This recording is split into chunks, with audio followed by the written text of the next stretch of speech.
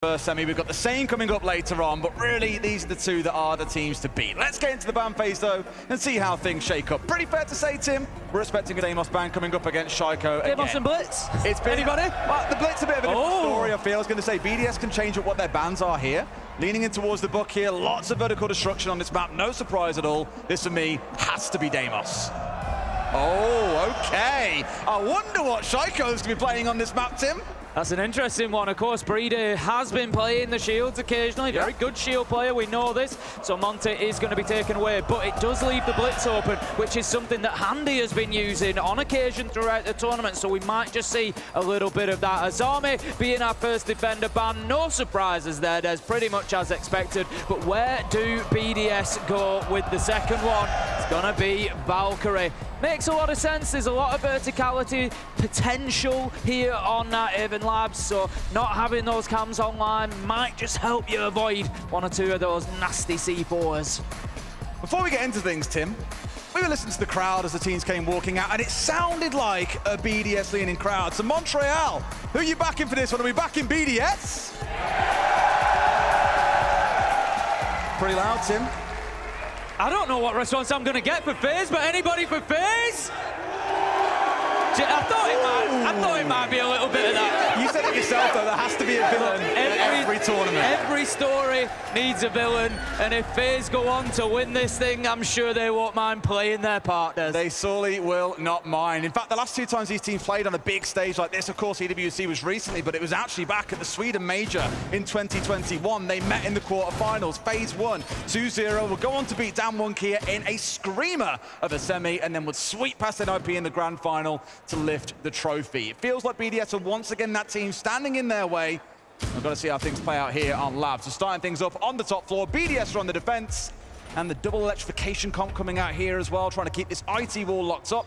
You've also got the mirror, so a few hurdles that FaZe need to get to before they can even think about the side tip. It's interesting to see that they haven't opted to bring the Blitz along. Of course, it has been left open. Blitz can be fantastic on this site for getting in and creating a little bit of space. Playing through that top aqua door, push yourself down directly into site, and you can be a real nuisance. We've already seen him also used through electrical, through IT to create that space, but not going to be brought along by FaZe this time. So the thing to watch for here from the attackers is how well do they create space inside a site? How well do they move those defenders around? And how do they go about doing it? Oh, this could be real cheeky here as well, lining up, hoping to hold someone on the other side. Ideally the Blitz waiting nearby, but it's Brede on the Kaid. Instead, we've got the Bandit holding off more in towards IT and looking to electrify that one away. I'm looking at the comp coming out here, though. I'm looking at KDS, particularly on the Zofia. Game plan here, get below with that Zofia, pop out the floor from below, and you're not going to have a Blitz, or sorry, Bandit, able to sit on that wall and electrify it away. Lukeback's already got himself in a spot where he stepped back here because of that Maverick. They shoot this out now, C4 can come on through. They've got to be really careful here, FaZe, when trying to get this wall open, but already BDS are wasting so much time just by trying to play this denial-based game. Yeah, they're just stacking problems open. You can actually see, if you look at BDS's lineup, look at that from Lukeback, absolutely beautiful, and that was the danger. FaZe haven't recognized the threat of the Bandit playing there in IT, and he gets a beautiful opener, taking down the grim of all operators as well. There's huge loss of utility there. And like I said, they've also got the Warden uses, he's playing out towards that aqua side. They're going to find difficulty FaZe getting in through there as well. They can't really rely on going in behind utility. I think we might see the Brazilians start to just stall out a little bit. I think they're starting to look a little bit stuck already, Tim. They've got the Maverick still, they've got the Selmas to use, but we've lost over 2 minutes in this round now, and they're still struggling to even get inside the building. Yes, they've already found themselves tagged out, losing Cyber. The Grim going down, as you mentioned, a little bit of a battle. But more on the other side of things, I'm just concerned they're actually going to run out of time here. It's not going to be an ideal push-in for them. They can still make use of the Maverick, but is it going to be enough? Having one angle that you can hit the site from? I'm not too sure. Here comes Vidaking, though, opening up a second, and the trade is there for BDS. So important that Shaiko gets that kill, and look at BDS now. It's like there's been a flood contest. They're just going at them straight into connector, managed to pick up another, and it's 3 versus 1. BDS have held on to this site really well, and as I suggested at the beginning, FaZe, they've struggled to work their way in. They've struggled to create that space that they needed. Every time they've headed in, there's been a challenge directly in the face, and they've not really had the tools to be able to play back against it. Shaiko swings around, picks picks up that final kill, and what a good round from BDS to kick things off. That top floor on Labs can be difficult to hold on to when you turtle inside a site like that, but they've just done a great job of it. I remember speaking to the coach of ITB actually today on social media, and we were talking about why certain bans have come through and won a VP series, and his comment was around, you know, VP play that map very similar to how they play Clubhouse. It's all about the denial game. It's about keeping walls closed up. And I'd argue you mainly see that focus coming into the basement on this map. It forces the attackers to have to get first floor and second floor control. But here, BDS have rocked it up on this top floor superbly. Just the Kaid and the Bandit coming along at the same time, keeping these walls locked up tight. And even when it looked like FaZe was starting to make some kind of motion, well, Leak-of-Fact domes the man, gets away without losing his life as well. And FaZe, I really feel, they've given a bit too much slack there to BDS. And BDS have just lapped it all up. A very good first round. Now we go down to that basement, and we're sticking with a similar setup. You got the Bandit, you got the Kaid, but now the two Browse along for the party as well, Tim.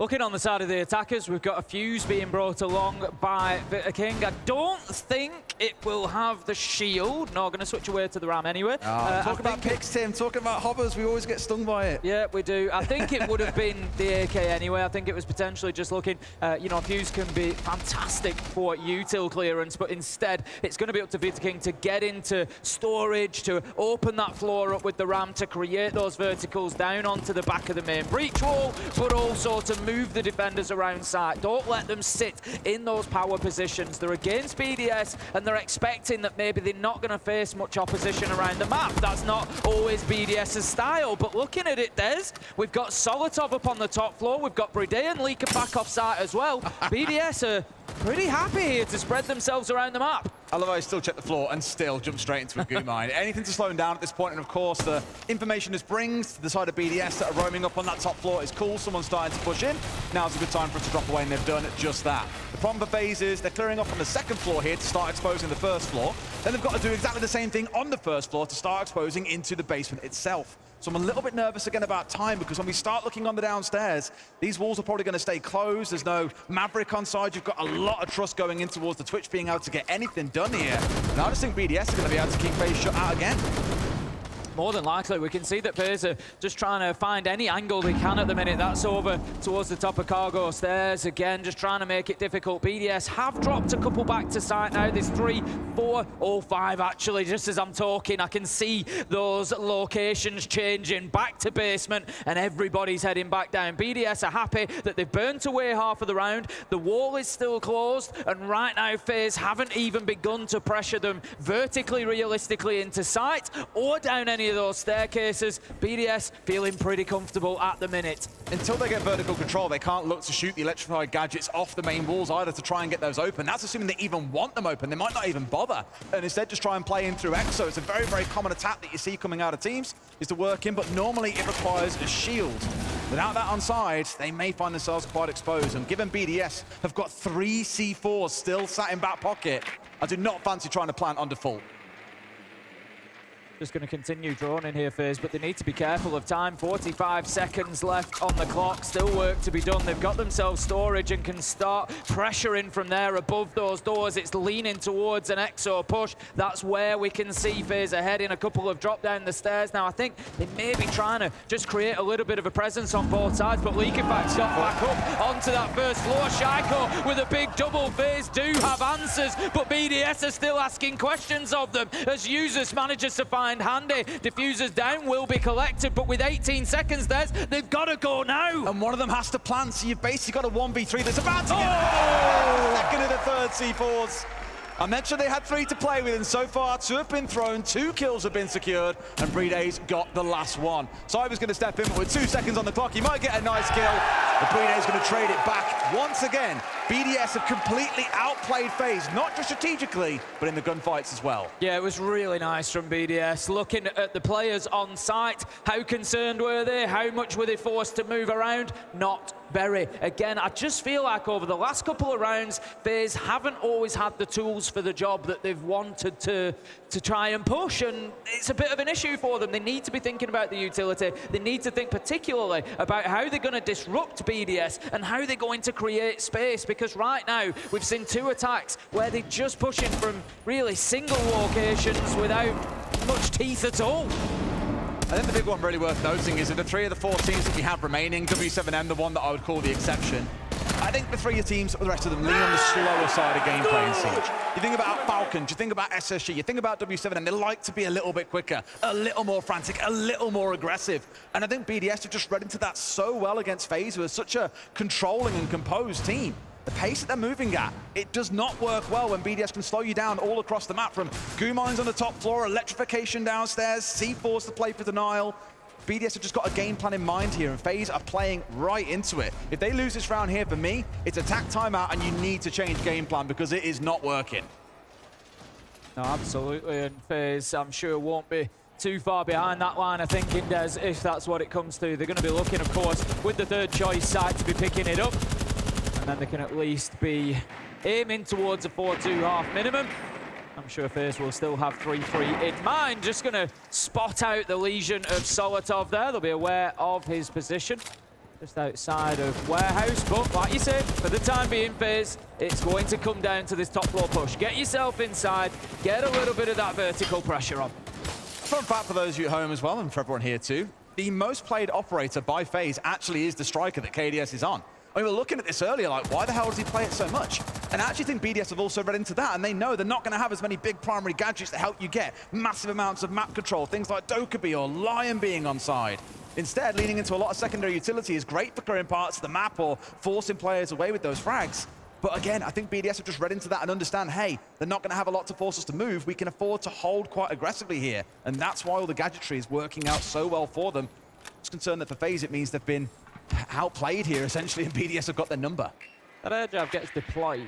I'm not sure if it was picked up by a mute jammer. It looked like it had a bit of an animation on it to me, so that's just going to be something that FaZe need to be aware of. It's not necessarily secure in that side of things. Still not really making progress on this top floor clearance stairs, and Cyber, to be honest, gets completely caught cold on Warehouse stairs. Had no idea that the challenge was coming. Over the top rope goes Leak Effect, and BDS does. They're really finding their feet in this one. Fear King manages to catch out Breedy, but it's little consolation for the 3 they've lost. FaZe just looked fast asleep. Someone forgot to set the alarm clock, Tim. It's looking painful.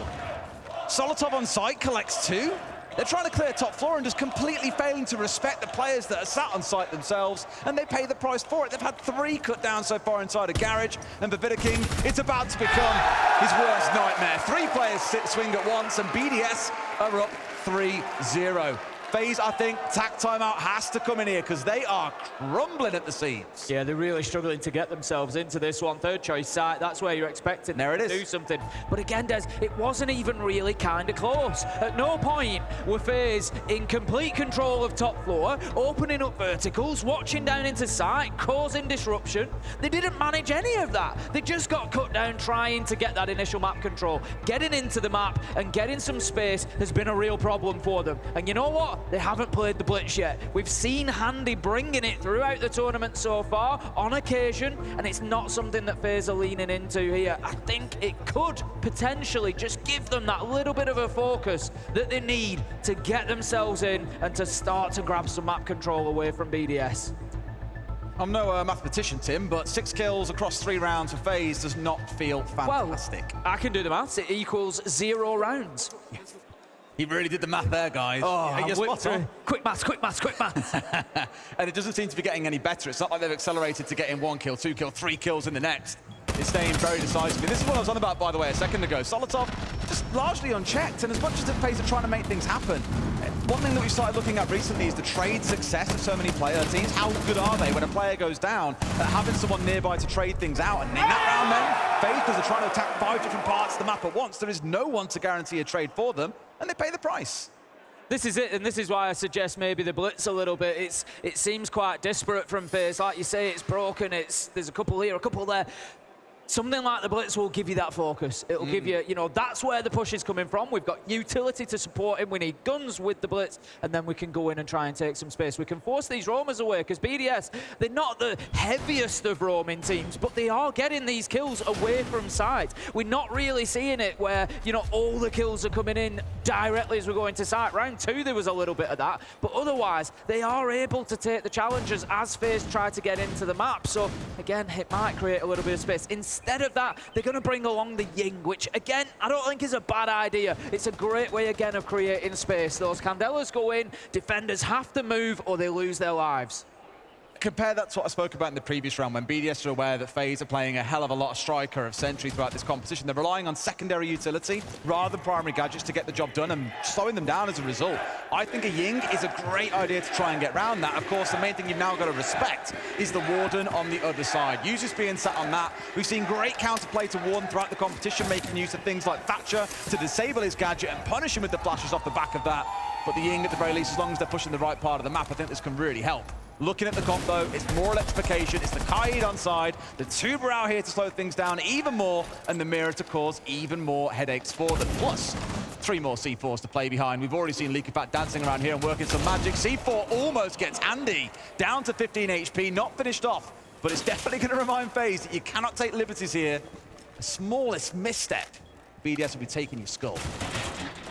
Real problem for FaZe at the minute, given that this is their map pick as well. We know that FaZe have got a fantastic map pool. They can play everywhere realistically, but BDS... Except Border and Chalet, which they always ban. Except Border and Chalet, but BDS are great on Skyscraper as well. We've seen them have some fantastic games there. And I tell you what, 1-0 down to BDS, I wouldn't want to be going there. And if you remember at the beginning of the game, Des, I said that, yes, we'd seen a little bit more than that BDS 70% that we'd had through the tournament yesterday against Secret, but it still didn't feel like they were maybe all the way there. And this was the game. This was the one where they really needed to step it up. And they've shown us that they are capable of doing that so far today. Cyber manages to pick up 1, but BDS have got 3 in a matter of heartbeats as response. Users picks up KDS, and the wheels are well and truly coming off for FaZe right now. And it's BDS in this round that has been the hero for them. We always used to say it was BDS. He's found to completely shut down any aggression that was coming out of FaZe.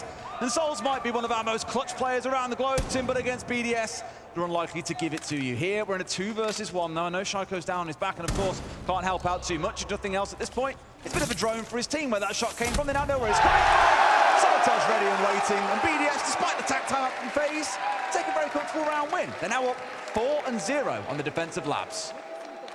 It's just a fantastic start. I mean, don't get me wrong, I don't think this is going to be completely one-sided the whole way through this map. FaZe's map pick, get them onto the defensive labs. It is a defendable map. You know, we've got sites there, we've got top floor, we've got bottom floor where we do expect the defenders to be coming away with rounds. So I think that FaZe will have a response in the second half of this. But the question is, are BDS going to get a big enough lead here in the first half of things that it just won't matter, that FaZe won't have time to do anything about it? It's starting to feel that way more and more, and the thing is, that game plan in that round I thought was better. BDS was saying the spot, bearing in mind this is top floor, so there's less map to control here than attacking into the basement, which is where we're going in round 5. It was still the same sort of tactic coming out of BDS. Admittedly, FaZe played around it better.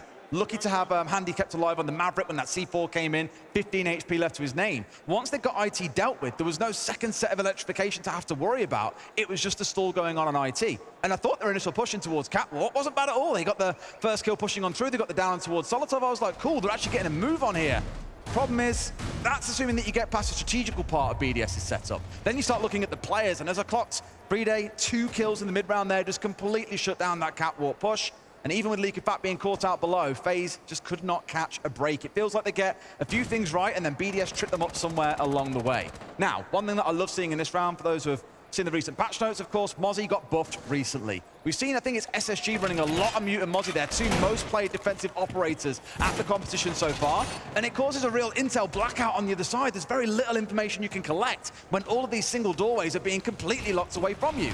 But we're leaning into the same thing again. You've got the Intel denial coming away with the Mute and the Mozzie. The Cap can to capitalise on that and hopefully catch a player or 2 out. And once more, the Tuber out and the Kaid to try and keep these walls locked up. For FaZe, it's about pace, so we've got to see them moving quicker through the map here and starting to look for an execute when the clock isn't hit in the last 10 seconds. BDS have got 3 out of 4 entries along the way as well. There's 75% in that region is not going to help FaZe whatsoever. At the minute, they need those couple of confidence kills, really, to give themselves a man advantage. But even when they get them, BDS just seem to erupt into the round, and just, we saw it last time, Cyber got the entry and BDS followed it with 3 of their own. It's just absolute madness for the Brazilians to try and stand up to right now, because BDS, they just look absolutely electric. And They're going to be looking Quite literally, they got a kite on side, Tim. Quite literally, Des. Quite literally. They're going to be looking to continue that. They're down in the basement.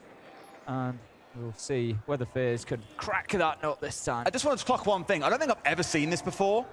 5 C4s in the back pocket of BDS. Why not? They've been having a lot of success with it. I've seen 4 before, but never 5. And they've already found 2 kills out of the 3 that they brought in the previous round down here. Why not try and make it happen again? One is taken offline, as is the player. It's Solotov falling down by himself. And interestingly, I think Solotov's the only player on the BDS side that is negative on entry so far at this event. He's often the player that is off by himself, kind of doing his own thing, and not because he's, not wanting to play as a team. He wants to be the ranked hero. That's the role that he has to play, to be the disruptor out in the map. FaZe have figured him out, they're taking him down. There's our first of 4 C4 kills, Tim. I think they're aware of the player up in meeting. They are indeed handy. It's 45 seconds on the clock. What is he doing up there, Tim? This is the thing, handy, able to take down Leakerback, but it's something that BDS are doing well, Des. They are burning so much time. 4 versus 3. We've got 2 low health on the side of FaZe now as well, and still a bunch of nitros, 2 of them left on the side for BDS with 30 seconds left to go. FaZe have got to pull the trigger. They've got to go now. It's going to be EXO again. They got hit hard with a nitro in EXO last time around, and surely it won't be the same again. Shaiko is looking for the challenge. He sends in the Zoto canister. He gets 1. It's a key kill. The nitro goes out, but it's shot mid-air. The plant is going down. They must have another one ready. KDS, though, we praised him as the highest rated player. 3 kills that he finds at the end there, and as much as they might have lined up with C4s at the ready, sadly, when there's 4 FaZe players all stood in a line, you could just see a quadruple headshot lining up there as well. But with all the C4s lined up, a couple were shot out, 1 was detonated early, and they don't manage to make it work. When that first kill goes in from Shaiko, I'm thinking, not again, not like this. Especially as the nitro goes over, but it just shows the difference online. We see it occasionally online, but when you're here online and there's no lag whatsoever, there's no ping, they're straight onto those C4s. We see so many of them just getting taken out of the air, and it was essential because it would have been an absolutely critical blow had that nitro been detonated. It would have got at least 2, if not 3, of FaZe. So a good response from FaZe. This could be a hell of a rescue mission coming in from FaZe here. If they can get themselves 2 rounds out of this first half, I know it doesn't sound great, but that's a real turnaround given what we've seen. Completely agree, because it felt like those first 4, that level of dominance was shown by BDS, that FaZe, it felt, never really had an inwards chance of getting anything in this half. That one, I was a bit concerned when they were still worrying about a second floor with 45 seconds on the clock, but the smoke they had coming behind them to stop any kind of flank coming out. Leakerback, normally the player that would adopt those responsibilities to get a backstab on the go. They dealt with Solotov well on the entry early on, something they've struggled with throughout the majority of this game. And to then line up with 4 to make sure no funny business comes out. They lock down that box and are able to get the plant down. Really good team play from FaZe, and reminding us again, it's certainly no slouch of a team, if nothing else. One of our only teams, I think, that we've said have been at every major tournament, making it to top 4, top 8 so consistently for the last 4 years. Well, that's it. You look at that stat, and you've got to, we've already spoken about it previous on the broadcast, you've got to, for FaZe, look back to 2020 for the last time they were knocked out of a tournament, and it wasn't by the finalists. And half of that is just down to success there. So what I'm hearing is, they get into semi-finals, so obviously they lose to a finalist. So what I'm hearing is, if BDS win, they win the whole thing, right? Certainly looks that way. Well, certainly looks that way. It's hard to argue with the numbers, that much is for sure. Going to be attacking this time onto Kitchen FaZe. There's a real opportunity for them. It's not an often played site by the defenders. I think BDS maybe just trying to catch FaZe on the back foot a little bit here. They've brought the clash as well, and how about that? They don't need a shield, they don't need a clash. They've got Shaiko, takes down Vida King, 7-3, and that is always one of the questions that I ask myself about BDS. How is Shaiko gonna play today? Because he can be, thank you Shaiko, he can be such a defining factor in games, and that's what he is being today. What more can you say? He's gone and got 2 kills, and outside of a real bad throw by BDS, he's already won the round for them solo. 8-3, rising to the occasion, certainly no complaints. And you mentioned the Clash Shield a moment ago. It's again more of the same game plan, whether it's intel denial, whether it's wall denial, whether it's in this case shield denial. They just keep on bringing things along in every single round to keep slowing FaZe down. I think as long as FaZe don't do anything too crazy or hectic with like a blitz, for example, BDS have got nothing to worry about, and they're saying, you know what? We're happy to play the slow game. We feel that we beat you there, and given the first 4 rounds, I'd agree with them.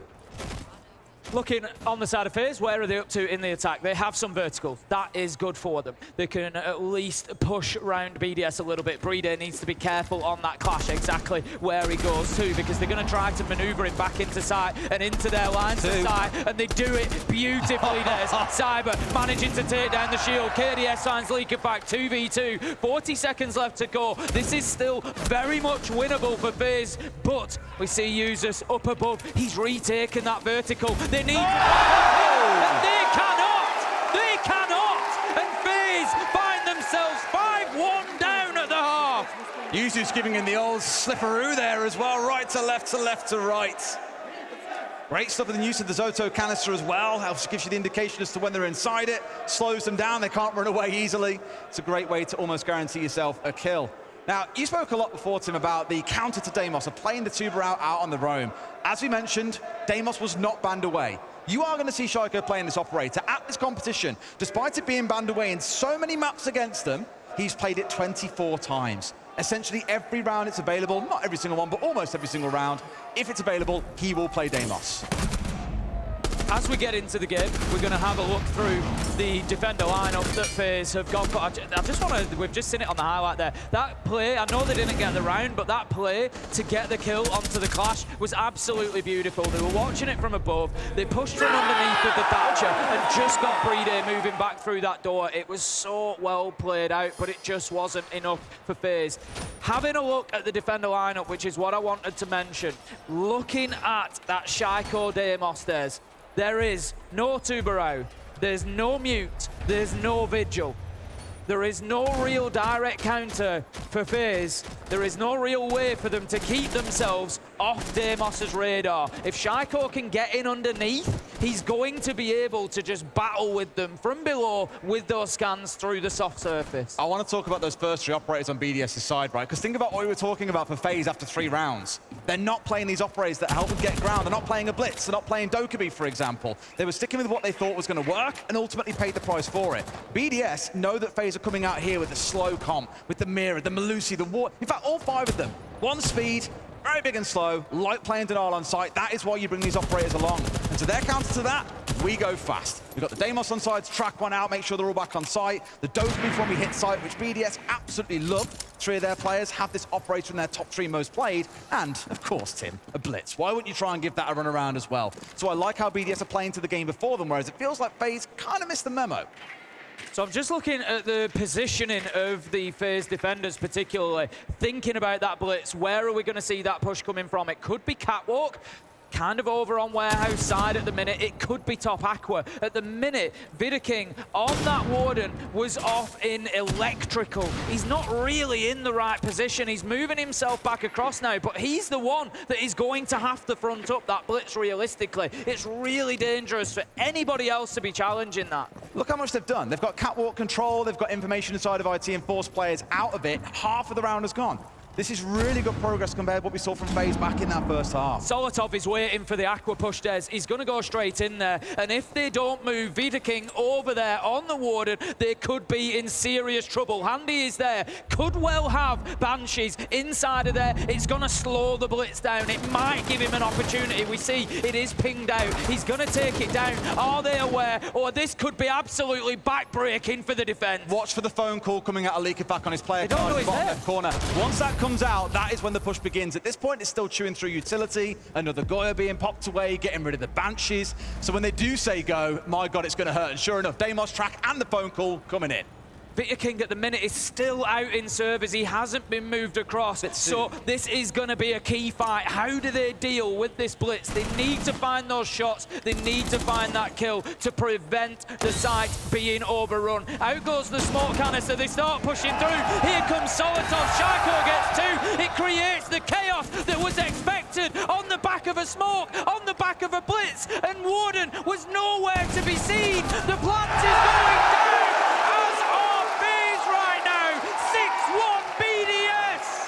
Cannot stress enough, we spoke about it early on, BDS are playing to the game before them. FaZe, it feels, are sat there waiting to lose. This is crazy, not forgetting BDS were the ones that picked Skyscraper, our second map. Yet here they are, 6-1 up on FaZe's map pick. Not that BDS are bad at Nighthaven, they don't mind playing it, they've played it quite a bit throughout the stage.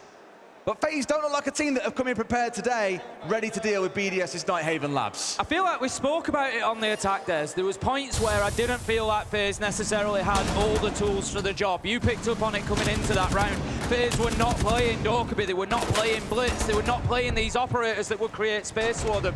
Now, on the defense, again, it feels like they don't necessarily have all the tools that they need for the job. They feel a little bit underprepared for the defenses. No mute jammers to avoid the Deimos tracks. The Warden in the wrong position, out towards Electrical. If you're going to be facing up against the Blitz on that side, it is so common for them to push in through Aqua. Smoke goes out, Blitz runs through, and Vidaking is taken out by Deimos, I think it was, elsewhere.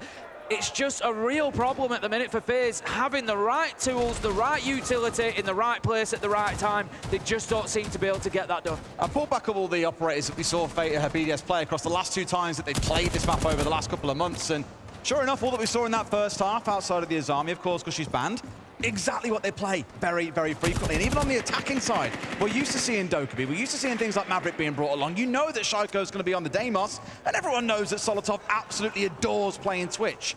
There should be no surprises here, yet it feels like FaZe are coming up against this BDS for the first time, and it's like, guys, it was there for you to analyze and understand. You know what they're going to do, yet they haven't brought along the right game plan, like I keep on saying. Now for BDS, that faster pace has worked so well. The C4 a little bit late, and now they've already lost EXO control inside 50 seconds, Tim. And they know, I think, that it's the Blitz pushing down. They must have heard that audio cue of the shield moving. Breede, he picks up the Kaid, takes down Vidaking, and now BDS are in a position, Des, they can pause a little bit. They can think about, can we go in and get this plant down? They've got the diffuser in position. Shaiko's the real key factor here. One, he needs to get a kill here, and he's got to clear out storage.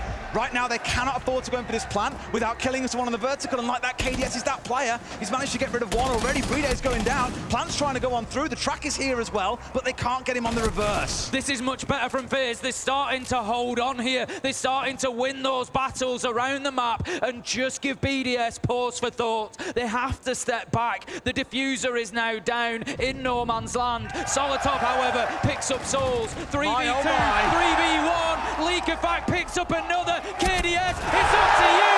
BDS starts us off with an absolute demolition job of FaZe. If we're sticking to the name of labs, it certainly was an experiment for FaZe, and one that has blown up in their face. Shell-shocked. The only way that it can be described, the look on their faces, BDS one map away, and their own map picked him from a grand final. Not only their own map picked us, but a map they played FaZe on at the Esports World Cup, and the score? 7-2 BDS. This is gonna start getting real spicy. Not that it hasn't already, but that was a speed run. We came into today saying 3 maps feels expected. I thought FaZe might really come out swinging and put on a show, but as it stands, it's BDS who have got all the cards. Let's go over to the desk and hear their thoughts on that dominant victory.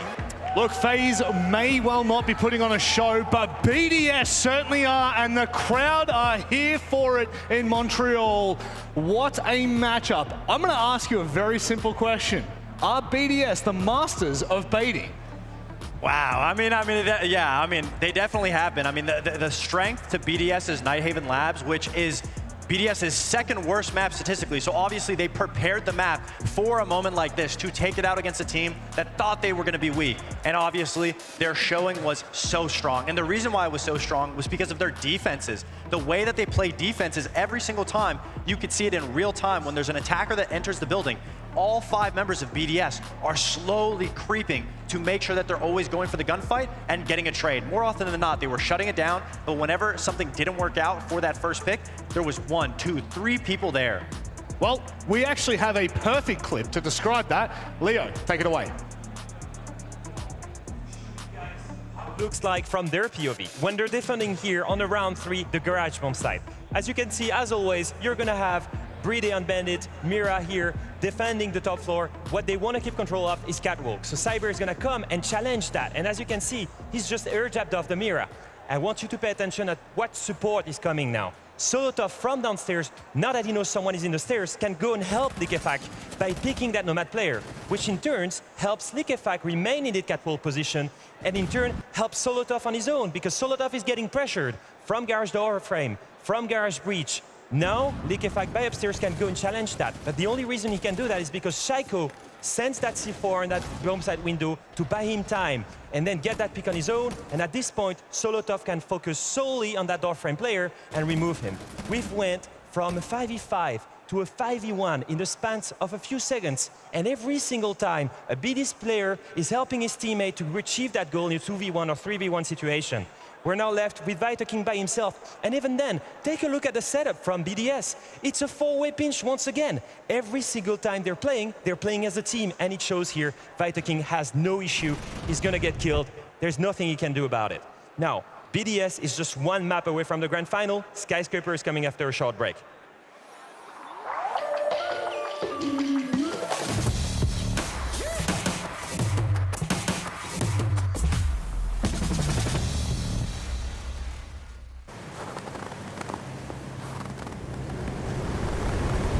Keep an eye out for contact.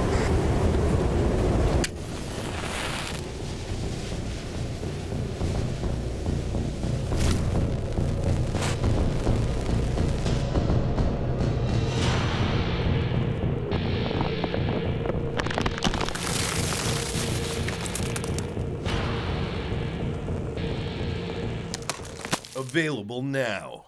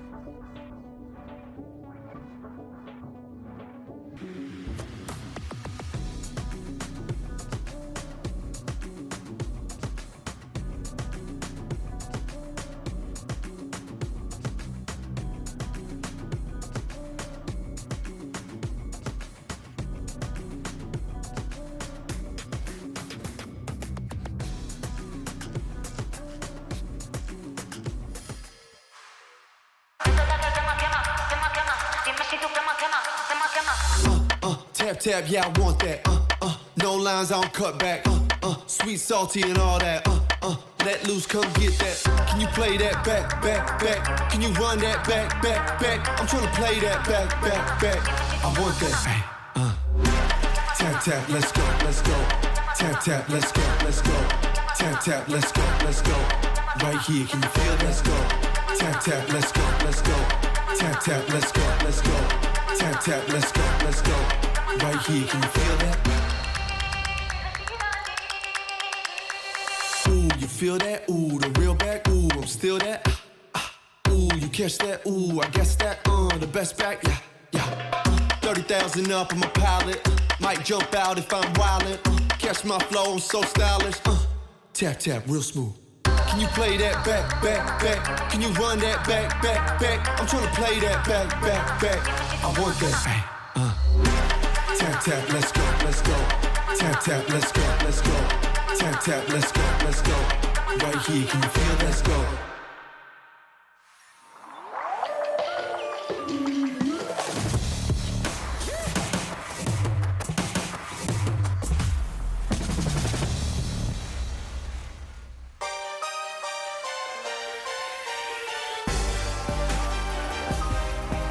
BDS have kicked down the door here in the semi-finals of Montreal Major. They've made a statement.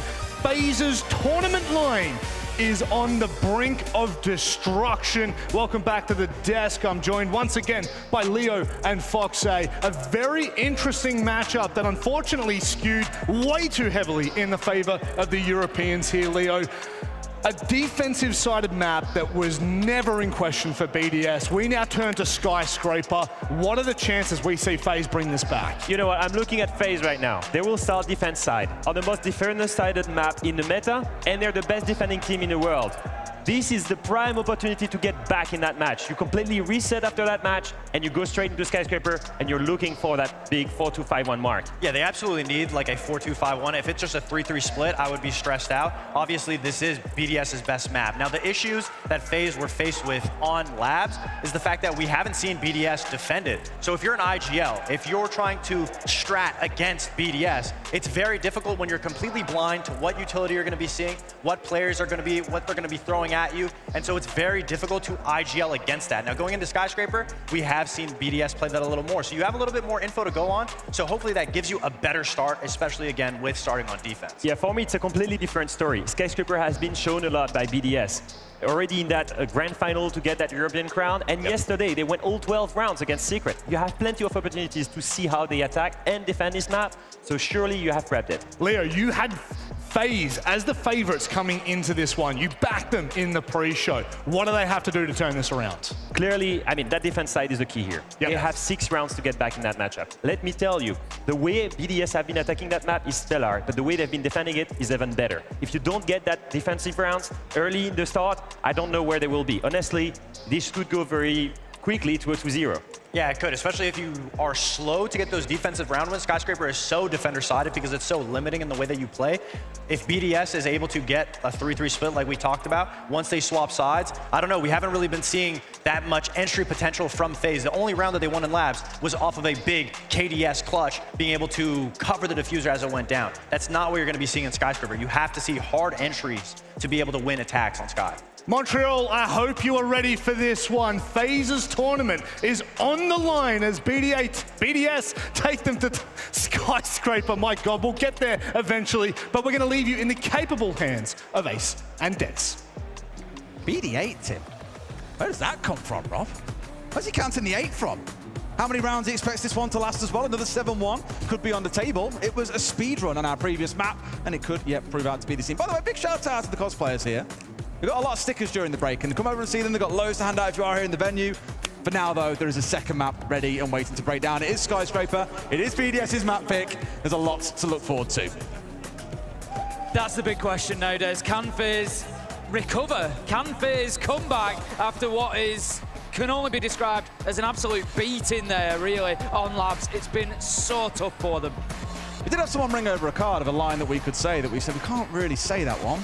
No. Maybe we'll make it onto Twitter, or maybe we'll save it for the group stage at another event. But either way, it implied that FaZe are looking terrible. Now, is this their time? On Skyscraper, can they get something done? It's BDS's map pick, and FaZe might be about to get knocked out. Let's find out here and now on Skyscraper.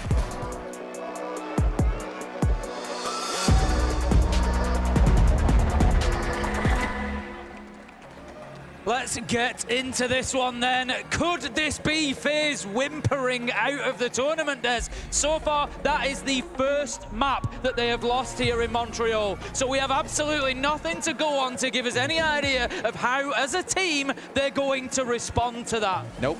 They have to step up. It has to be now, and it's on a map that they were beaten on 7-2 by BDS back in the summer.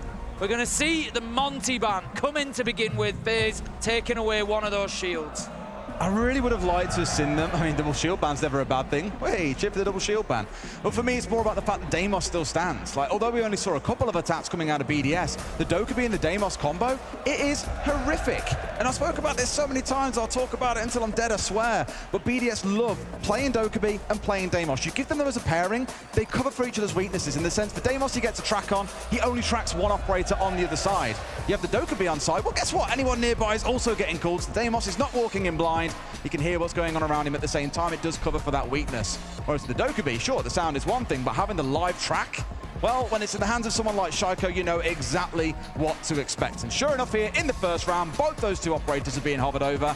Color me shocked, Tim. I do worry that FaZe may have yet again got these operator bans wrong. Starting things out in Karaoke and T, though, FaZe on the defense. If nothing else, Tim, they should be able to get a few rounds here and start warming into this map. Well, you say that, Des, but BDS have had a very good attacker percentage win rate so far at the tournament, hovering just close to about 60%. The best. Exactly that, and it's going to be really tough for FaZe. They've got absolutely battered on Nighthaven Labs, and then they come in here, and now they have essential win rounds. How often do we see this where we get that 7-1, and we go into the next map, and straight away the team is back at them? And BDS, if they can pick up, I think 2-3 attacks in a row, it could all be over for FaZe at that point. For FaZe, so you're talking about them for a second, you talk about attacking stats for BDS. For FaZe, they're our best defensive team by a country mile at the major. When you look back at the stats overall, 79.4% defensive win rate. Like, in the 60s, he's already really good and is where most teams sit. To be basically at 80% is unheard of, it feels, at an event. And a reminder, FaZe have not dropped a map until Nighthaven just now. And my God, did they drop it in fashion. Really worried for them here, but as said, with the defensive side start and the history that they've got, hopefully here you see some success. Look, let's look at the positive. FaZe are an unreal team. We know that. They have 5 absolute superstars on there. On any given day, any of these players can step up and have a game-defining impact. That is what FaZe need right now. They need a KDS, they need a Cyber, they need a Bitter King to step up and just take the game by the scruff of the neck. You might want to tell FaZe that, Tim, because they're the ones who missed the memo. I think that this is the semi-final and they've got to be delivering. Anyway, first round is underway. Similar sort of vibe, actually, to what we saw back on Nighthaven. Admittedly, the teams have flipped, but as much slowdown and denial being employed as possible here on towards the Geisha wall. It's really crucial to get Geisha control before you try and make an execute hit, because from Geisha you control main stairs, you control him towards Karaoke itself. T then really only becomes a safe place that you can think about planting, and even then, trying to push him from top back stairs or from the Shrine balcony becomes really difficult. You basically have to work in from Shrine itself. And everyone knows pushing 5 players in through one bottleneck is not a good idea. So that's going to be their first port of focus. For now, at least FaZe aren't exactly being moved away from it. No, that's it. There's not too much pressure coming from this office side at the minute. Leakafak is over there. Needs to be careful because Souls is looking for the jump out, and a long-range beauty onto Solotov, rips him off the rappel, and that is exactly the start that FaZe needed to Skyscraper. Not only does it give them a big entry, it also puts it in the mind of BDS that nowhere is safe, and Shaiko just found that out too. Compare that to back on Nighthaven when it was very defensive from FaZe. They weren't really looking to get aggressive, and BDS had the full run of the map. That, as you said, sends a message. This ain't going to be easy. You aren't getting the full run of things here. You're going to have to fight for every square inch of this map. And so far, BDS have lost 2 and painful operators to lose as well, Tim. You've lost the Deimos to help deal with the Roamers. You've lost the Grim that's great for the execute. FaZe looking good here in round 1. Whatever has been said in the break between maps is certainly seeming to have done the job for FaZe here as they get themselves on top, but BDS have answers. Leakerfact with 2, uses one of his own, and all of a sudden it becomes a 2v2 from a 5v2. FaZe must be reeling within the round right now. 25 seconds left to go, and Cyber steadies the ship, picking up users. 2v1, and FaZe can start playing for time. 15 seconds on the clock. Leakerfact can do it, but the thing is, FaZe are certainly not going to expose themselves here. Why would you take gunfights when you don't need to? For the KD, sure, that's one part of it, but here we go. A couple of shots coming in on the backside. He knows what's going down, has not got the diffuser in hand either. FaZe are going to hold on here, showing that patience and the discipline to see this one over the line. They start off with a 1-0. Yep, great improvement there from FaZe over what we saw on Labstairs. Really exactly what they needed to do. We've got a call in from Laxin here to go over a bit of the last map and also a little bit what we've seen so far. Laxin, what you got for us? Well, first off, I want to talk about that last map where obviously BDS just ran away with that. That heavily had to do with the fact that BDS doesn't play that map. FaZe didn't have the prep. They didn't have the knowledge of how to work around the map, how to transition due to it. So going into this map, and now we just highlight, well, that you guys just beautifully highlighted, FaZe were looking far better because they know what BDS does on this map. So I am expecting a bigger turnaround because Vidiking can now actually establish his troops, set up the FaZe camp, and understand what they need to do and make those early round transitions or late round transitions that they just simply could not do on Labs because they did not have that pre-planned prep from BDS. Thank you very much, Lax. I think it's a big piece there around that prep. We said ourselves that despite BDS playing it twice during stage 2, we didn't really see FaZe look prepared for anything back on that first map. This one here, things have started out a lot better. They know when to expect where the repels are going to be. They've managed to find Shaiko off early on the Deimos as well, taking so much sting out of the tail of the French team. A big thing that I picked up on with the Souls kill, but we also saw one on the Geisha window as well, was the way that FaZe took the aggression to BDS there. Like I said, what that's going to do is it's going to put BDS on the back foot. It's going to make them think we need to be paying attention to every jump out, every window, because they might just put their faces in it and peek us, and that is going to slow BDS down a little bit. And for a team that is structured, organised, and plays at a reasonably slow pace, that could, again, define a couple of rounds. If they start getting to that point of having 10 seconds instead of 30 seconds for that final attack, it again just gives the advantage to FaZe. But now BDS pulling out a comp that we don't forget to see too much from them, to be fair. The Glass, something they've wheeled out a number of times, and it's often uses the one that is sat on the operator, as we've got here. Key thing for it to be successful, though, is seeing these smoke-bearing operators, the Ying and the Glass itself, to be able to get online. Of course, main consideration is going to be towards the warden on the other side, and where is he going to be sat when the execute comes on through? All good having a plan, but if there's a counter on the other side, you are going to pay the price for it. All the attention at the minute is pretty direct from BDS over towards the office side, but now they're going to start looking to pressure top Black Stairs and Shrine as well. Get in behind FaZe and give them a couple of fronts to fight them on here. You don't want that one-dimensional attack, really. But look at Handy. He's ready.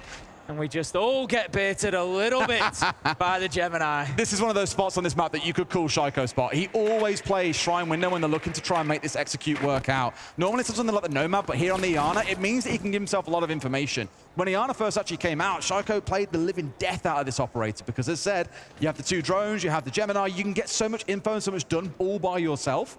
Of course, falling out of favor a little bit now, but still has a place in the meta, as you're seeing in this round. Leakerfact has taken an awful lot of damage as well there, finds himself on 1 HP, so that's going to be a factor going into the remainder of the round. I'm not sure exactly where that came about, maybe the return fire when he was opening the floor underneath the VIP wall, but right now, making a little bit of progress in terms of the utility and opening up the lines of sight that they want, but not in terms of the man count, as KDS gets 1, and then FaZe, they come back strong in the round, find another 3, KDS closes it out, and FaZe, they've woken up, Des. They've just found out they're in a semi-final. I mean, the first 2 rounds of the opponent map pick, and you're looking solid. Call me shots.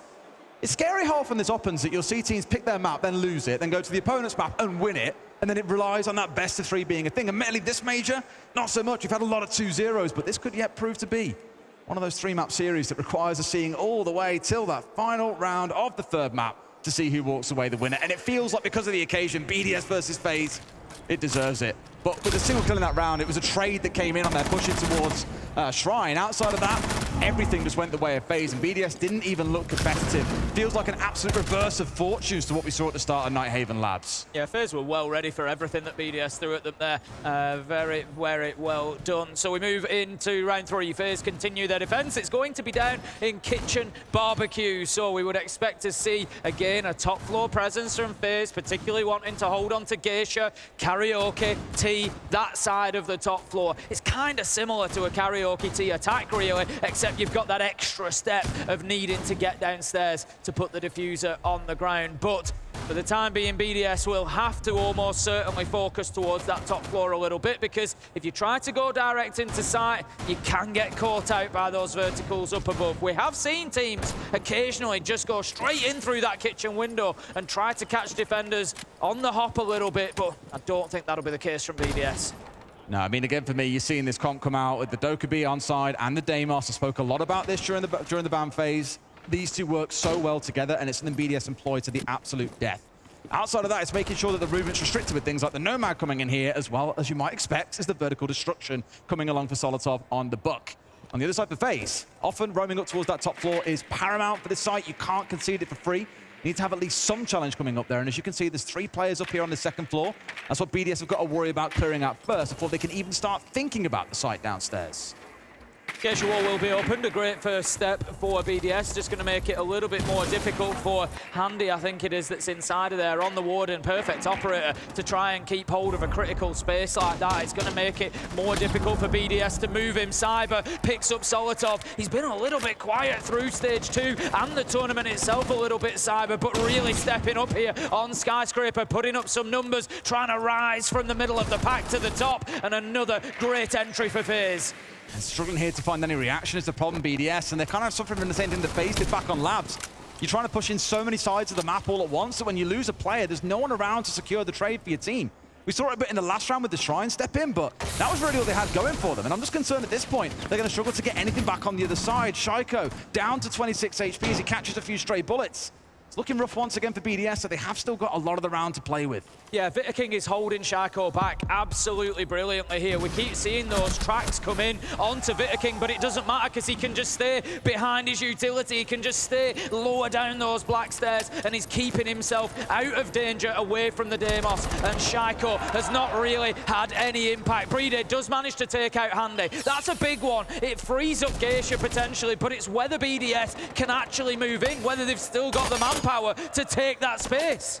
Bulletproofs can be so annoying to shoot out when they're tucked into like a little surface like that. Finally gets rid of it, but it does give a lot of information over, quite ironically, because Usus was taking so long to get it out. They know that he's working his way around Mez here. They know that he's been dancing around Shrine and Drum, and therefore there's likely 1 or 2 other players from BDS looking to join him up, which should be right. One more plane just below him at this point. Steps in, a great shot onto KDS, deleted from the round, but a couple of kills fly back in as Cyber nets a 3K, Vittaking the close.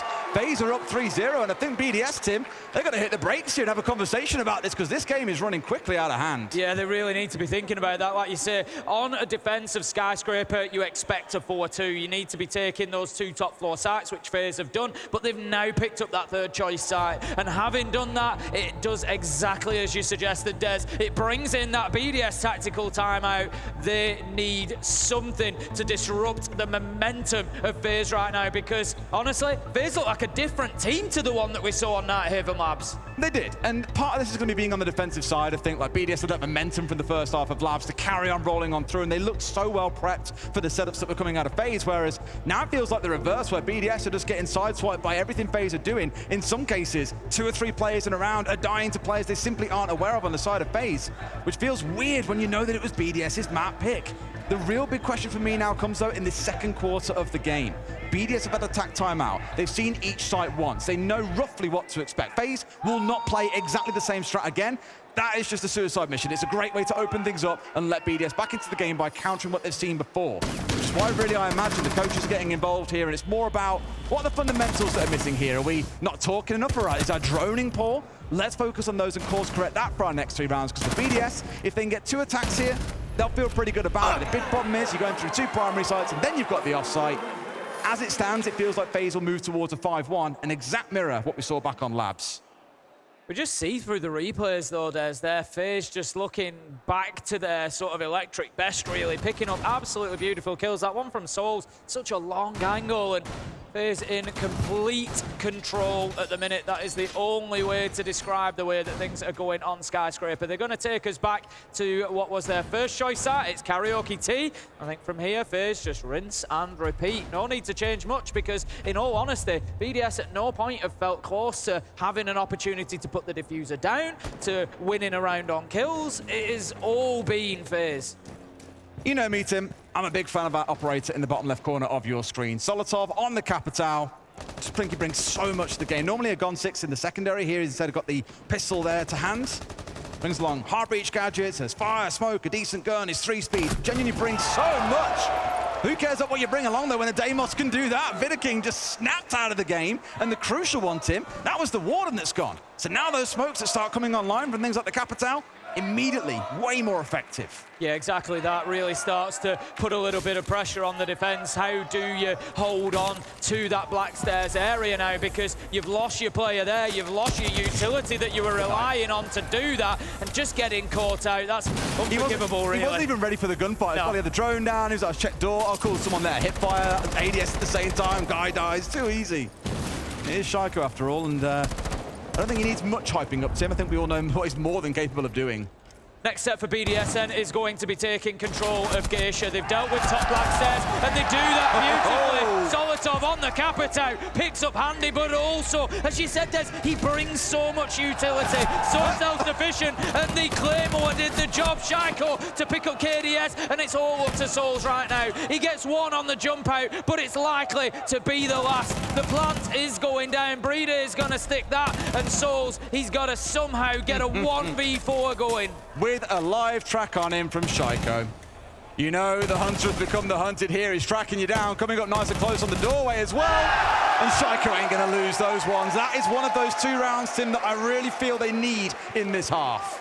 Deimos just feels like an operator built for somebody like Shaiko. Oh, it's a cheat code, isn't it? Yeah, just the gun skill that Shaiko has got, you know that he doesn't miss the first shot. So he just comes around that corner and you just know which way it's going. But good stuff from BDS to dig their heels in there and get themselves a round on the board. It was a good start from Shaiko, a good round overall from him realistically. But as soon as they clear off those Black Stairs and they lose the Warden, it's very difficult then for FaZe. The pressure mounting Geisha, the Capitao taking that out and being able to move on in. At that point, they're surrounded and very little that they can do. BDS get themselves one.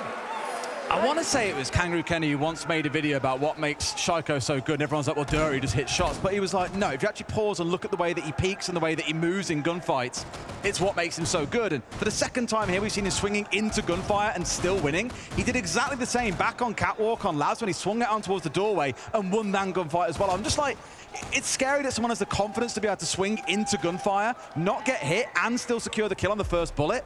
The man's just built differently.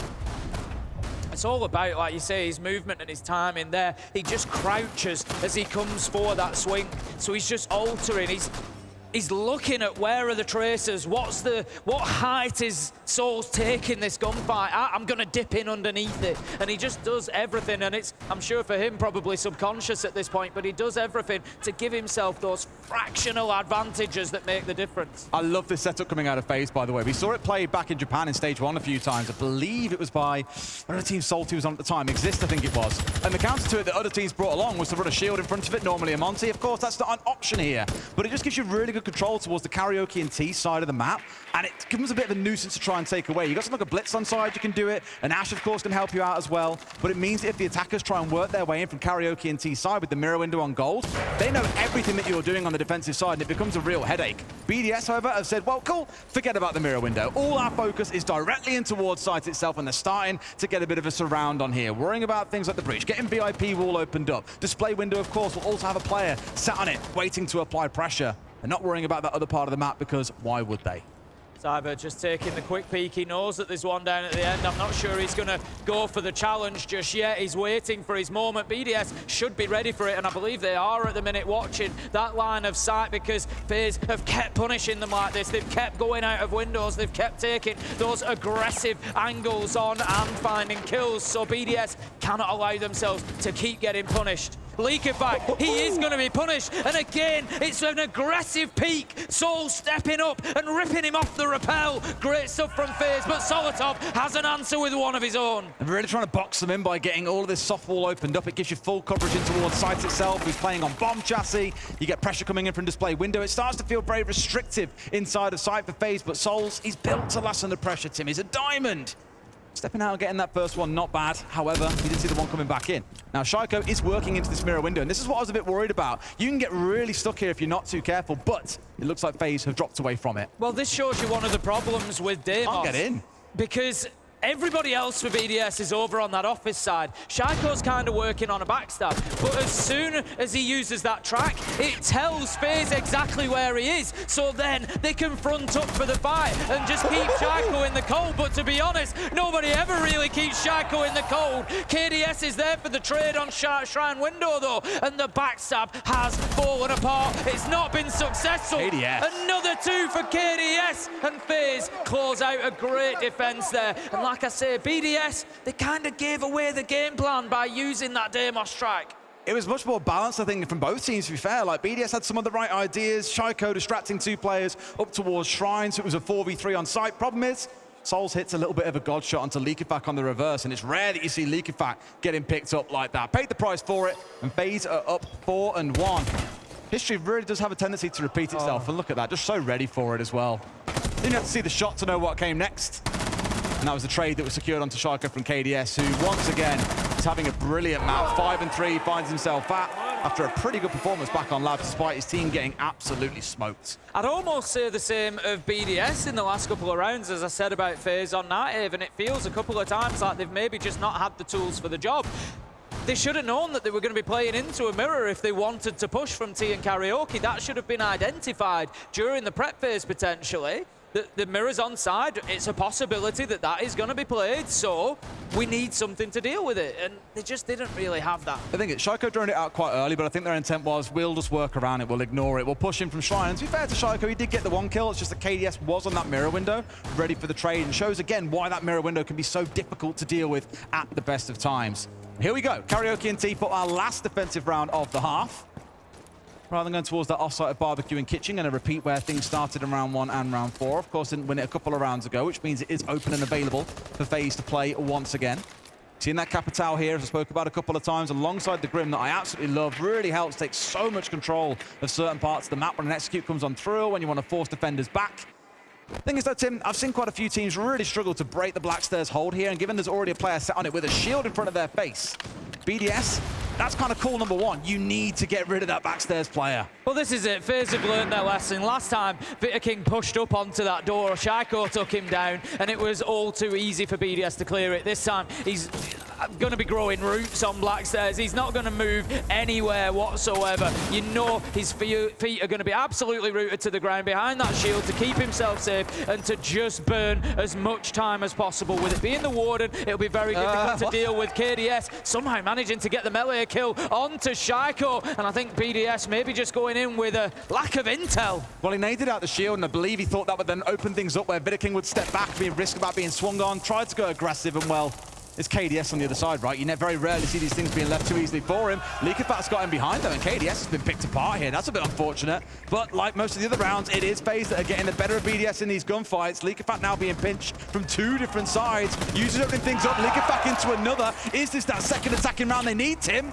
Leakyfact's done a great job on the backstab there, but FaZe are aware of his position now. His teammate is out in Geisha, so they need to try and link up. They need to get into a position where they can affect these kills together. Leakyfact just seeing if he can get himself a little line of sight onto the player at gold bars, but he can't because there's support from top Blackstairs. Do they know that he's working around? No! That's 3 for Leakyfact. He dominated the round as he picks up the 4th, and he does it all by himself to keep BDS fighting on Skyscraper. Don't matter how you get that second round, Tim, but I feel that second attacking round here on Sky could be the difference. Reminder again, it's BDS's map pick. They move over to the defense, where you'd expect them to find the better end of things. All they need, Tim. So it's 5 rounds, and they get this over the line and done. FaZe, I'm sure, are eyeing up that 4-2 split for themselves and an overtime on the way. Definitely conversations to be had on the FaZe side after that one. They've got to ask how they've allowed Leakyfact to slip through the net there. Des walks up, gets an absolute freebie to kick things off, and then they just never really dealt with him. I've got to ask what Shaco's doing there. I think he just thinks, maybe there's a chance I'll just run into site and get some kills. He's still got Warden on black stairs that he hasn't dealt with. That's it. This is one of the moments where it's high risk, high reward. But they don't anticipate that play, and he runs into site and kills 2 people. He's a genius. Yep. But because it looks silly, he looks like an idiot. And that's the blessing and the curse of Siege, is when it goes right, you look like the best You live team by on the earth. results, Des. You do. And if it goes all wrong, then even a great idea when it goes wrong can still make you look very, very silly. For Leakyfact, I think it was more again, and this is something BDS are very good at, and where Shaco normally capitalizes, is the rest of the team are making noise and being a bother. He's doing the same. And then when one side is heavily stacked by the other team, either they're stacking towards Shaco or towards the rest of his team, they have a numbers advantage. That's when they push in. That's when they take their gunfights here. And Leakyfact, I think, just realized, look, they've got so much focus going on towards Geisha. This is mine. Steps in, 4 kills for himself for the round. Superbly played. And now we've got to see what the attacking chops are like for FaZe. And looking at this, speaking to someone on Twitter about this earlier on, we've only seen FaZe play Deimos twice so far at the competition. I thought we'd see it banned away, given Shaco himself has played it 24 times. Literally 12 times more than the whole of FaZe put together. But here, they said, you know what? Shaco's doing pretty well with this op. We fancy a go at that. Let's see if they can match that energy or not. Breeder is going to be tasked with holding on to black stairs, as is usually his position. Not going to be on the smoke, it's going to be the Ella instead this time, make it more difficult for him to be walked in on if they try to get aggressive from that shrine balcony. But just having a look at the positioning of FaZe, it is largely shaping up towards Geisha, black stairs and Karaoke. We've just got Handy at the moment on the far side with the Deimos, looking to maybe get a kill out here and sweep across, having taken down that extension. He just needs to know who it is that's out there on the roam so that he can get the right track, and he doesn't. He tracks Bandit but doesn't know that Solotov is on the window, who manages to do him a good piece of damage. That would have been absolute heartbreak for Handy. He's not had the best map so far, and to get picked up in that fashion would have been a real stinger. Shaco, though, on the 2 Barao is down, so a lot of that time-wasting effort now probably going to disappear away unless he gets picked back up, which he has been done.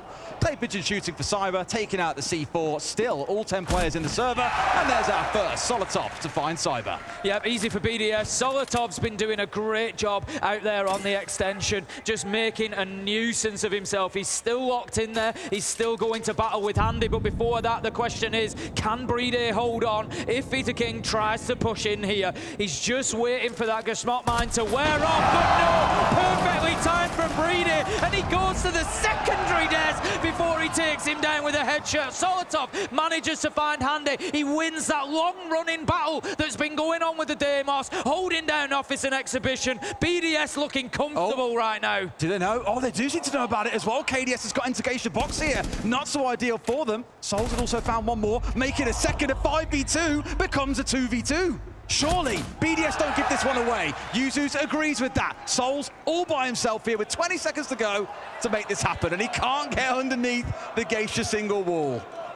Usus and Breeder have just pushed themselves back into positions near the top of black stairs. Usus, he's not going to be able to be hit through that soft wall. He's in behind the half wall inside of Karaoke. And then you've got Breeder out by black stairs door. They're just waiting for contact. If one of them shoots, the other will swing. As it comes across, Usus picks up his man, sees him coming through the feet holes. And BDS, despite a little bit of panic in the middle of that round, they're able to hold on and grab round 7.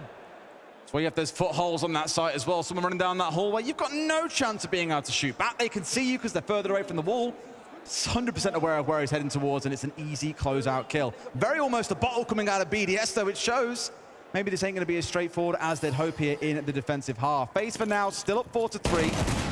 BDS on that defensive side, you would anticipate winning this next round and maybe even the following to pull themselves ahead 5-4. I love that from Breeder, just using that opportunity. Sometimes it's a bold play, but it can be a great play. The flash comes in. If you can beat the player there, if you can beat them to the flash popping, you're almost always going to have somebody following in behind it, and BDS was well ready. He read into that absolutely beautifully with the pistol of all weapons to get the job done as well with a headshot. Absolutely fantastic stuff. So, BDS, they get themselves back within one, Des. Important round coming up. They need to lock down those 2 top 4 sites. Office and Exhibition will be the next one for them, and this brings it level. That's going to start putting thoughts of a grand final into BDS's mind, potentially. They're going to know that if they can do a better job on those third choice sites, they might just be able to take this one over the line on Skyscraper. This round from BDS at least feels an awful lot like Nighthaven Labs. Look at the 5 operators they've got. Incredibly slow, very defensive, except for arguably the Legion and the Bandit you got on side. They'll be out roaming, I imagine, towards the west side of this map and trying to slow down FaZe, who, if they play anything like BDS, will ignore the extension. They'll focus instead very directly on the site itself and say, we're not getting called or pulled into any of these shenanigans that we've seen dancing around the map. What I do like from FaZe, with the Thatcher on side here, they can make sure things can go that little bit quicker. Because you look back to Nighthaven Labs, sometimes it took them 90 seconds to get things like IT wall opened up, Tim. So by trying to speed things up a little bit here, I feel like they've finally arrived and they're actually playing into what BDS is showing them.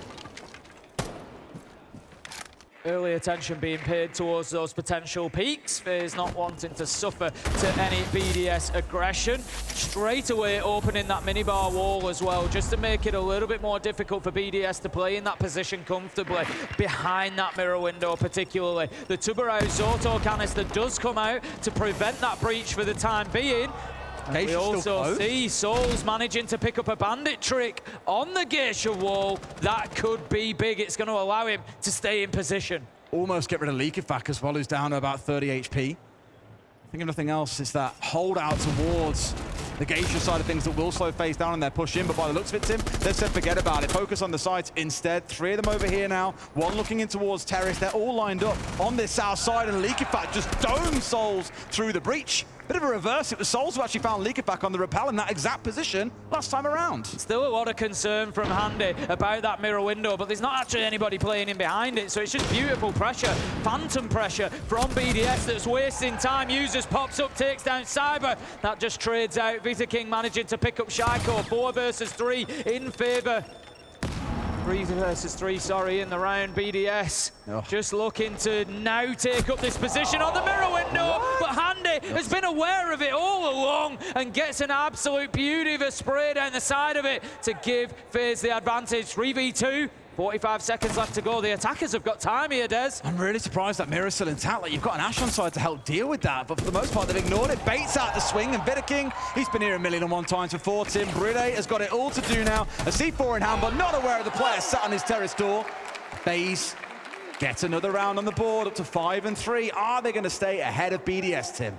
I like the patience from FaZe there. Handy watching that mirror window for the longest time, aware of it from the breach, and got his reward in the end. It's always difficult to time those pre-fires because you don't know when the swing is going to come across, but he managed to hit his shots, and it was pretty defining for the round because it allowed then Vita King to move in, to remove that utility from BDS, and to get the further kill on into sight before putting the diffuser down. It really was the key, was that swing onto Leakifak. We see the next steps that came after it, and then BDS, despite getting that good bandit trick out in Geisha, was out in the cold. He has to come back through terrace. It's easily held from the balcony, and BDS, they were no more for the round, so FaZe get a really important attack for themselves. They need to find 2 if they want to go to overtime. 3 will win the map.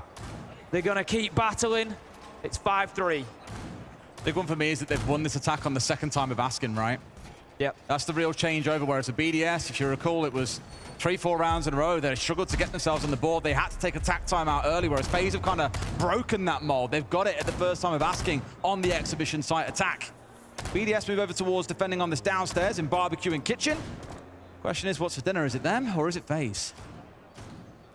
Really important round coming up. We often say this around round 9, round 10, but on a 5-3 scoreline, I don't think there's any more important round than round 9. It either means BDS are back within 1, they've got their second defense, and they can start looking towards that 4-2 half, maybe a bit of overtime, maybe even taking 3 in a row, whereas if FaZe get this, it's a hammer blow to the hopes of BDS, who will want to get this done in 2. FaZe are not a team that they will want to face off on a third map against for that position in the grand final. So immediate pressure coming in from FaZe here. 40 seconds into the round, they're going to be getting themselves onto Geisha balcony. Souls is there ready to get the job done. This time I think will be successful. Nobody in position to do any tricking. The Zoto canister comes out. They just need to make sure that they're playing these EMPs well so that the exothermic will still detonate. That's the problem. Going to wait for, of course, the tuber hour to expire. They've got a lot going on here. You've got 4 players sat on this balcony waiting for this wall to be opened up, and they can't really do anything without it. So this is really effective time being wasted by BDS, and they find Souls. Let's not forget, Tim, that's their hard breach. They can no longer get... Well, it comes off the freeze, I guess. Sure enough, I think it's been frozen off again, but when that goes on through, at least they can start a move on force. But without your hard breacher, it feels like a real stinger. 90 seconds of the round has been wasted so far. Yeah, fortunately for FaZe, Souls had just detonated the exothermic before he took what, to be honest, was a bit of an ill-advised swing across Geisha window. I don't think he really had too much intel on what was on the inside, so he didn't know where he was challenging, and BDS took full advantage of it. At the end of the day, as a defender in that position, you know where the pressure's going to come from. It's double window, so they were already lined up and ready for the fight. FaZe trying to get themselves inside of the building now. It's going to be working from the office side. Handy with the Deimos. Going to be joined by KDS, who's going to come in through Terrace door to try and support that push. But BDS are still in charge of Geisha right now. Yeah, FaZe look really stuck here. Like, they've finally started to get a move on with Handy coming in through Drum. Cyber going to get rid of Shaiko. Great C4 back in response in the other direction. But BDS are just so hell-bent on holding down to this Geisha, and you can see why. Cyber picked off from Solotov. Inside of the box here, right idea, there is a player across on towards Drum, but they can't seem to find him. 2 versus 4, they get one back over, but Tim, a lot of the damage has been done. BDS are in a 3 versus 2, and there's only 25 seconds left. Well, the real big damage here is the time. They've had to go and collect the diffuser. They now have to start working to try and find a little bit of space inside a site, but as you can see, BDS largely dropping away at this point, looking to make sure that that's not the case. 2 kills come in as FaZe have to start taking those risks, have to start moving in towards a position to execute, and BDS take full advantage of that, get themselves a good defense, and like I said, round 9, such an important one. It brings BDS back within 1. They've had their 2 successful defenses, and FaZe, no choice really but to call that time out and try to make sure that they can keep their flow going on the attack. Of course, it's in those 3 rounds in this second half. It's always a good time, regardless of outcome. You can be down 0-3, you can have won 1 round, you maybe even won 2. But if you spot these problems across these rounds, it tends to feel like a good time to do it. And more often than not, you'll find teams using these timeouts when they've had 3 attacks onto a more defender-leaning map. Things like Border, you wouldn't expect to see it. But again, it's that course correction after playing 3 sites, knowing you're playing the same 3 again. What needs to change or be corrected here? And I'm sure FaZe, if they come out in this next round swinging, they get the 6-4 in. BDS are really starting to feel under pressure at that point, and map 3 and starts to await. A reminder, of course, it is Cafe, but BDS, they start on the defense on that map. If we get there, it's going to be a rough start for FaZe. Yeah, it is. We've seen some really big defender halves on Cafe at this tournament. You don't need to look any further than the Virtus Pro versus SSG game, where 11 rounds were won on the defense of Cafe. It shows you everything that you need to know. We're seeing those kills raining in for BDS towards the end there. Very confident finish from them. Brings them back within 1, and we're going to see them defending Karaoke and T. It was their primary site choice. We saw them go there back in round 7. Reasonably comfortable winner. Users 3K closed it out for them. I think it ended with a 2v1 at the end for Users and Breedy, but it never really felt like FaZe were able to disrupt the defense of BDS. They never got control over Black Stairs. Vita King wasn't able to work his way in from Shrine Terrace, for example. Very, very difficult for FaZe to get themselves confidently inside of the map. Well, this is where that tack timeout comes in useful, because you'll have identified what went wrong last time around and say, cool, okay, here are the things we've got to amend. We need to move a player over here. Our drone work was poor. The comms weren't looking particularly great here. Let's call out more things when we see X, Y, and Z, right? There's little things like that to be course correct. It can often have a massive impact on the outcome of these rounds. And it's why I think you've got something like the Line and the Dokkaebi on side here, Tim, for FaZe. They're really going in for these globals to aim to suppress the drone game out of BDS. You've seen it very consistently. They're defending off towards the west. They'll stack 2 or 3 players out towards the east and vice versa. These 2 operators will help with that. Handy, yep, Switching across from, been using the Deimos previously. It's been a very consistent theme for FaZe this, and that's a little bit of a concern sometimes because BDS are going to start reading into that. They've had Handy on Deimos coming in from Office Exhibition almost every time, trying to work their way across.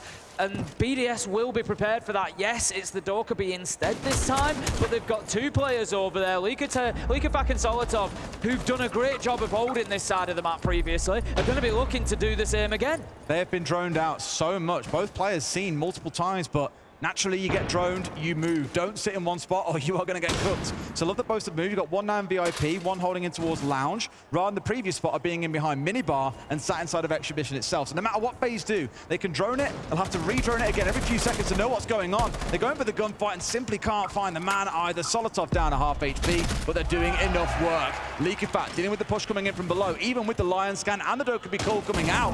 BDS are holding on. Solotov with a beauty onto Cyber through the softball. That leaves us now in a 5 versus 3, and Solotov has been able to dip back. Likafak is the last remaining defender on that side of the map, but the call has been made and he moves back as well. BDS now looking to defend purely from this side of the map. They do manage to find one FaZe to at least give them something to work with. A couple of members of BDS are damaged. They're low here. There's Solotov, Shaiko. Need to be careful over the gunfights they're taking. Shaiko just strays into no man's land, and FaZe have found a second wind in the round. They might have the answers as Souls gets Users holds on with a big double, and BDS are one round closer to the grand final. Yuzus on this site, man. What can I say? 3K last time, and the closing kill, and the 2K with the closing kill here as well. Great stuff, and it started to look a bit of panic, I think, for FaZe. They had the last EE1D come out. They had the Grimbees going out too. BDS are very much rooted in place, but you just miss one player, they can punish you if all you're relying on is the information that those gadgets have given you. I love as well from BDS. Look, I know it came really close at the end of things, but they got 2 kills, and as soon as those 2 came out on the extension, every player moved back towards site. It was a great effort from FaZe to try and bring things back to almost being around they could convert. But for me, BDS, they've done all the hard yards early in the round. Solotov especially doing a lot of work inside of Terrace. A really nicely organised round, as you say, Des, from BDS, just recognising when that break point had been hit. It was 5v3, get themselves back across to the other side and hold on. FaZe, I think, will look back at that round potentially. If they are to lose here on Skyscraper, that's got to be a round that you look back at and think, that's where it slipped away from us. That was the opportunity. It puts them on 6 if they win. They only need one more. And they had the numbers. They had what they needed. It felt like FaZe tried to just continue on the momentum of the kills they'd gained, but it meant they were not really understanding what they were going into. It was rough, and it's only starting to feel rougher. 5-5 is where the scoreline currently sits. BDS doing enough. Got themselves a good spot here in the half of the FaZe. Although that one nearly got clawed back, it didn't really feel clean in terms of how the round started. They had 4 players droning in towards display and exhibition, getting all the pressure onto these BDS players that were out on their own, but could not punish them. It's little things like that, these early rounds when you're losing a couple of players or chewing through utility or through your drones, that it will really start to impact you later in the round. You need a hero, Tim. Who's going to step up and be that player? So many times we've seen FaZe get close, Des, but not make it to the final or even get there as they did at SI24 and not make it over the line. And surely that has to start playing into your mind a little as a player as you sit there waiting, thinking, is this going to be another one of those occasions where we get knocked out by that finalist? Tom and friends, loud with the chance as always. Pouring love onto the side of BDS, quite naturally, the EU team, backed by EU community and content creators. Who would have guessed? Well, our players are back in lobby, so should be able to get back into things in just a moment. 5-5 our things stick as a reminder. BDS, they hold on for 2 more. The final is theirs. They're in it tomorrow and face off against the winner of our next semi-final, which is Virtus Pro coming up against W7M. Another EU versus Brazil matchup, and equally another one that I'm sure is going to have fireworks. I referenced it earlier. This is the first time it feels like in Montreal we've really seen this FaZe team put under significant pressure. They haven't lost a map before today. And the question is, how do you deal with that pressure? How do you respond now? because you don't have much longer to find the answers. BDS continue to look good for these rounds. They continue to hold on, and they only need 2 more to put FaZe out of the tournament again. Another heartbreak for the team. BDS will continue their defense in round 11, and it'll be over on the office and exhibition side. This is where FaZe were able to win previously on the attack. They need a repeat of that desperately, Des. They have to get this round locked down. It is a must-win for FaZe, it feels. It is, I do agree. Otherwise, things start to get very, very messy. You talk about a little bit there as well, kind of like form. I definitely think a large part of today has come into BDS just being so well prepped back on Labs. They had everything going on. They knew exactly what to do. FaZe looks a little bit lost as to what BDS was up to and didn't really have a response. This match's been a little bit closer where I think both sides are neck and neck. I mean, the score at the top of the screen will tell you that. But a slow start in a series like this can be what costs you. And equally, on any given play day, I always used to say, like, flip a coin, and if a team gets heads, the players are shooting 25, 50% better. If they get tails, they're shooting 25, 50% worse. It can just be a day where you're not quite waking up on the right side of the bed, where you're not playing the way that you normally would. Comms can be down, gunplay can be poor, you can forget about all the prep work that you've done over the last couple of days. Those things happen. Arguably, we saw it when Sonics buckled, just yesterday as well. Wasn't quite the performance we expected out of them. It certainly was a dominating performance from their opponents, but instead, different days of the week, you can just end up with a very different team stepping up to the table.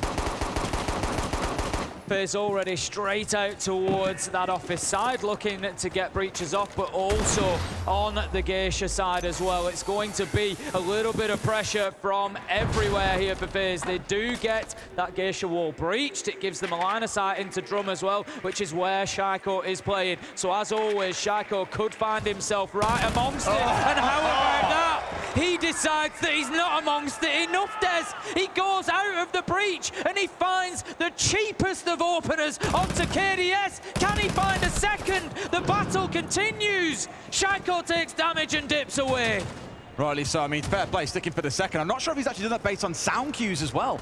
Normally you'll hear 2 or 3 repels there, a player watching on towards window, on towards breach. It's rare that you'll stick just one player in trying to get Geisha control, but the read on that one, fair play. Realizing that a player was by himself, there was no one there to secure a trade, or if they were sat on drones, and Shaiko's got away with a freebie there. Somewhat unforgivable by FaZe, though. That should not be happening at this level.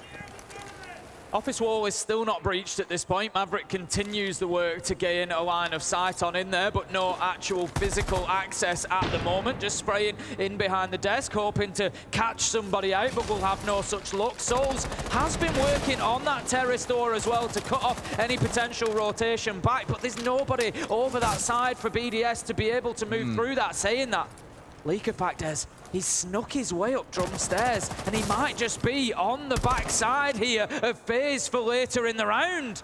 Or maybe even sooner than that, if you can find someone on the rappel here, Tim, it could be enough to move them up to match and series points to get them into that grand final. I think they know. I think they look like they're aware of this one, and sure enough, Bitter King has got the read. Fool me once, shame on you. Fool me twice, shame on me. And FaZe are not going to let it happen again. Souls picking up a beautiful long angle kill onto Solotov there, and maybe that is the impetus that FaZe need here to start pushing forward. 4 versus 3, 20 seconds left to go. Souls picks up Shaiko, and now BDS are on the back foot. They're holding on. Breedy in behind the minibar. Surely they expect it. The flash comes in. He does get one, but no more. As Handy and Beer King, they get FaZe onto that all-important map point opportunity. At the very least, they can guarantee overtime, Tim. For FaZe, they haven't got to worry about being eliminated without having another bite at the cherry. Probably a big thing to note, if we switch sides, I'm pretty sure BDS will start on the defense in overtime. We've seen that defensive lean through this game, those 4-2 halves that we've spoken about.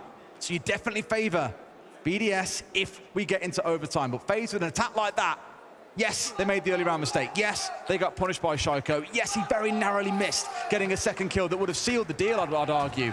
This here, like I say, not having someone on the rappel to help secure that trade is unforgivable, really. You can't be letting that happen at this level of play.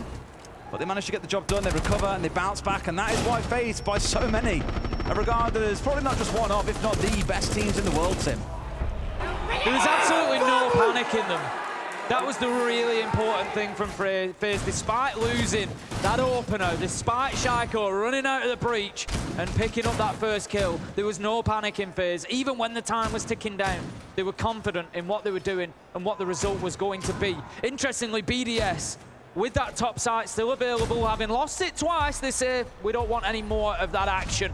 We're going to go to Kitchen and Barbecue, and that will be our final regulation site to decide whether we go to overtime, those extra rounds are needed, or whether FaZe can take us to that third map here and now. If I'm FaZe, I want to get this over the line.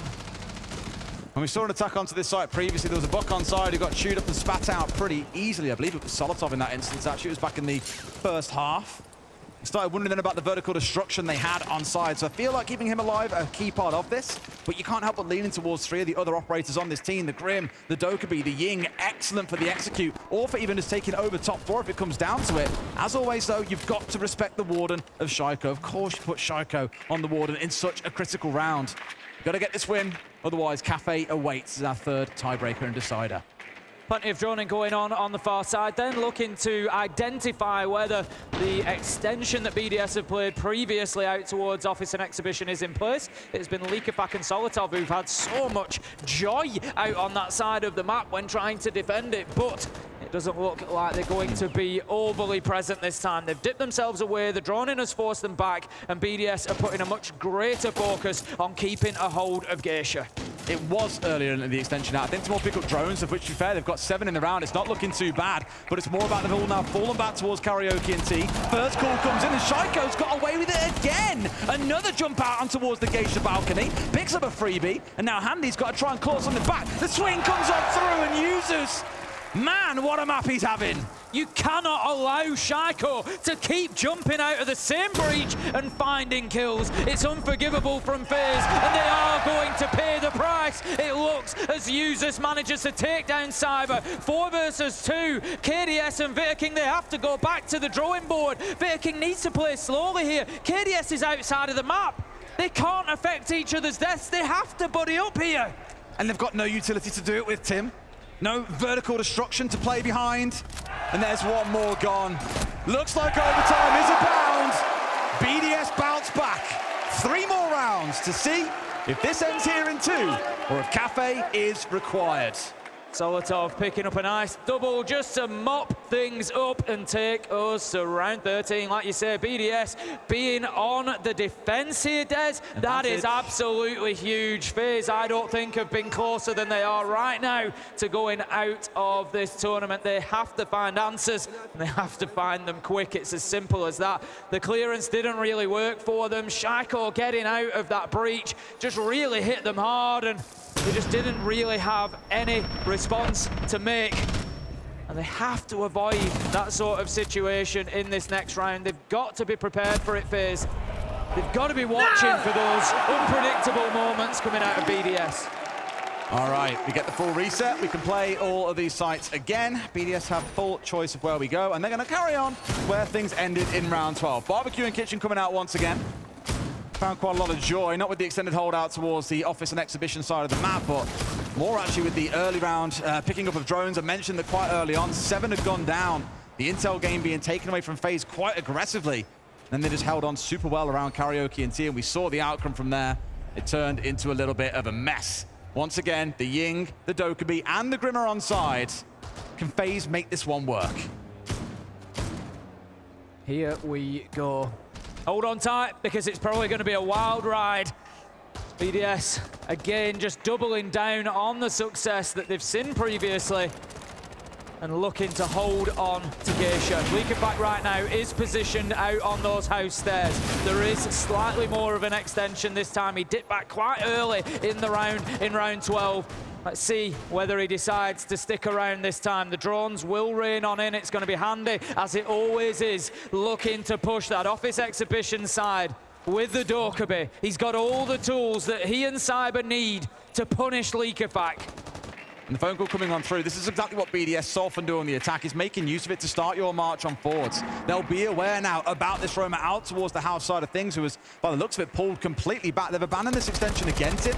They did this last time round, about the 55-second mark. They said, cool, that's great. We've wasted time. We've got a few drones. We've dragged out the call from the Dokkaebi. That's one less available to clear us on the other side of the map, and one less available for the execute itself. They've just got so much manpower on this top floor. It tells you exactly how important it is to their hold. You can see there's one in T, one top drum stairs, one in Geisha. They've just got that trifecta of operators that are looking to cover each other's angles. Shaiko battling hard to keep himself in his position inside of Geisha. I don't think he's going to do anything as bold or brash as getting out of that breach. Again, he's not going to give FaZe the opportunity to take him out this time. It's all about burning time. And we are down to 1 minute 15. FaZe unable yet to dislodge BDS, but as I say it, KDS, he manages to find Leakerfact. They need to unseat Shaiko, though. He's still sat inside of Geisha with the cover of a mute jammer to make sure things like the calls can't come in and flag out his position. He can do so much from here, but elsewhere, FaZe are finding the kills they need. They've got rid of 2. BDS might be on course here to lose a defense team. Certainly could be the case. FaZe need to get moving though. 45 seconds. They don't want to put too much pressure on themselves by giving BDS that opportunity to just defend one execute without having an opportunity for a second bite at it should it go wrong. Drones will go in through for almost certainly the last time here before FaZe poise and position themselves ready to go. I think they know that there's one inside of storage. Bitter King looking to push through, but a well-timed Zoto is going to slow him down. Users finds the kill.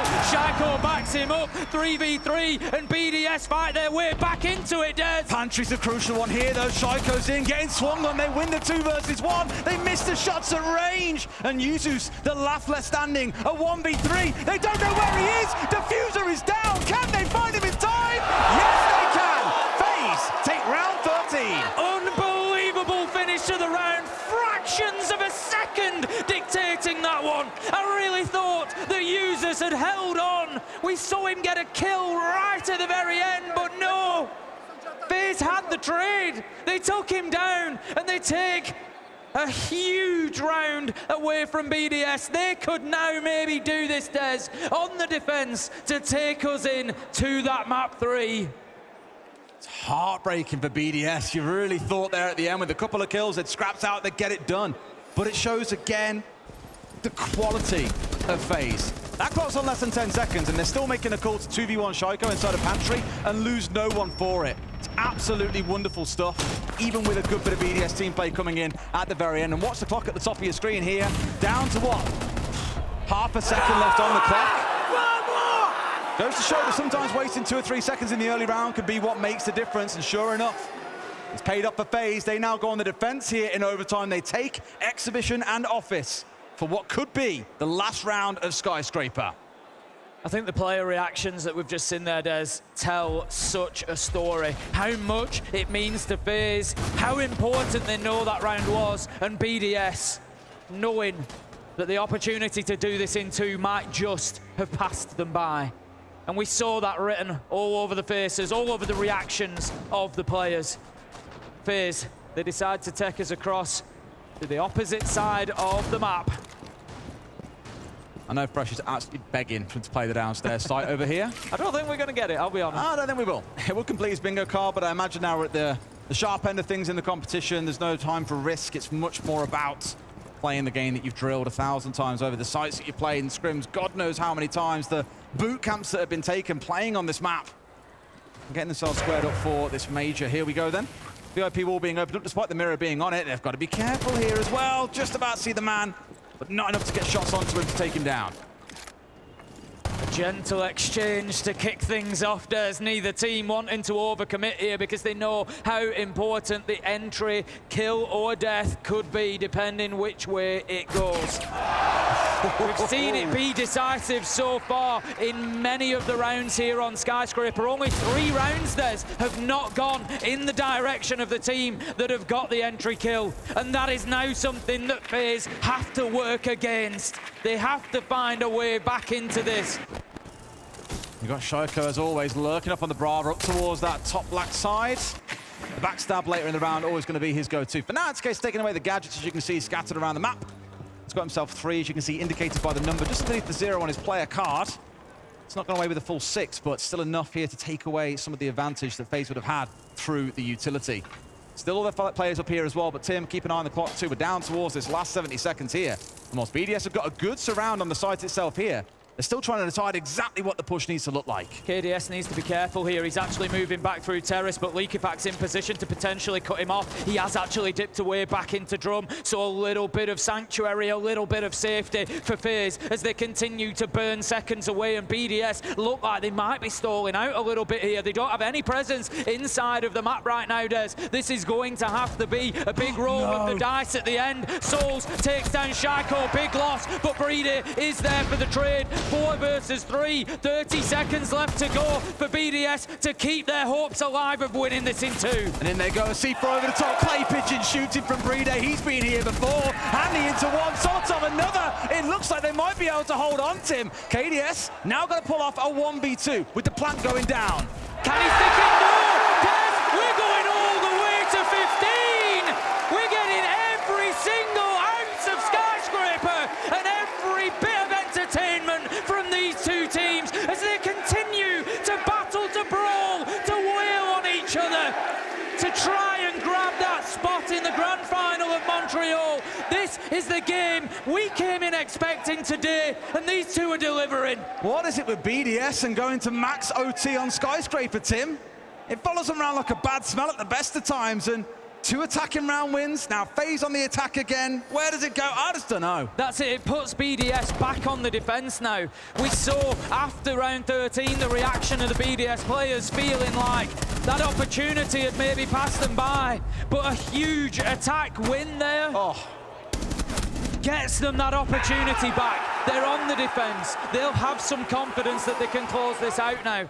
And it was a great collapse from BDS. I commented with 35 seconds left to go, how they weren't inside the map, how they didn't have any control of sight, how they had so much work left to do. But they were able to call that 3-2-1, to push, to find those trades, to get those kills, and to get it all done in the nick of time. And we go back to where it all started on Karaoke and Tea, Tim. I think BDS realising Barbecue Kitchen, not quite for them. Instead here, rather than this kind of 45, 50-second holdout towards Exhibition side that we spoke about before, I expect this to be much more committed. If you recall one of our earlier rounds, they picked up 2 kills out on the extension, and it looked like the round was chalked. FaZe did battle back valiantly, but BDS still came away the winner. So for me, this game is decided on how this extension plays out. FaZe stacking straight away up towards that far side. It looks like they're going to try to break the extension that Usus and Solotov have played so well. And for this map to be potentially defined by that battle is a real moment to watch, as Solotov is going to keep himself locked inside of office for the time being. The time wastes, right? Think about how much FaZe have been frustrated by that clock running low, by BDS picking off God knows how many drones. Admittedly, here they've done far better. 3 only lost in the round to date, but the extension has now been cancelled off by BDS. So it has been about that 60-second mark again. They've pulled themselves back. This time, though, empty-handed, no kills to their name, just wasted a bunch of seconds. And we saw on that Barbecue Kitchen hit in round 13, half a second sometimes is all you need. I've got a big feeling that this is going to come down to the last 10, 15 seconds here, Des. We've seen these rounds coming right down to the end. I don't think this is going to be any different. FaZe do pick up on the fact that Shaiko is playing that tuber out on the rotate, in and out of Geisha, but they're not in a position to do anything about it at the minute. They've got the player on the rappel, but Shaiko is too smart to strafe across. He's not going to put himself in danger from KDS's ADS at the moment. You got Leakifact down below in Pantry as well. C4 in hand, I imagine, here in the Kaid. Yes, he does. He could do a little bit of work if they start this push across in towards Drum, and sure enough, there's 2 or 3 of them squaring up in Terrace at the moment. He plays his cards right, Tim. He could be the round ender himself here and now. Oh. Just misses the opportunity, but the Nitro goes out. He will find Souls. 5 versus 4. BDS get that critical entry kill. So many rounds have gone in the way of the team who picks it up. And on the defense, you've got to believe that BDS can hold on. FaZe look like they're out of time, out of ideas, down to our last 30 seconds here, and they lose out the challenge on site itself. Shaiko might fall, but there's 4 players here, Tim, who want that grand final spot. Handy pushing in, trying to do anything that he can to get something going for FaZe, but the fire on the floor just prevents him moving. It's burning seconds, it's burning hope, as FaZe has surely